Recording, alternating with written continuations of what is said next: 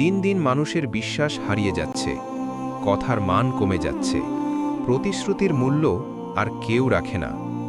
অথচ কোরআনে আল্লাহ স্পষ্টভাবে বলেছেন, নিশ্চয়ই আল্লাহ তোমাদেরকে নির্দেশ দেন আমানত তার হকদারকে পৌঁছে দিতে। সূরা নিসা ৫৮।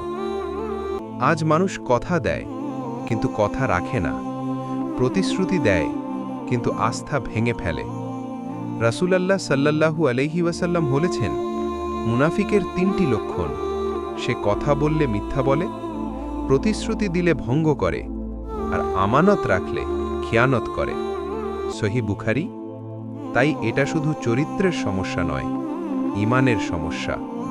যার ঈমান দুর্বল, তার কথা, আচরণ, বিশ্বাস সব দুর্বল হয়ে পড়ে।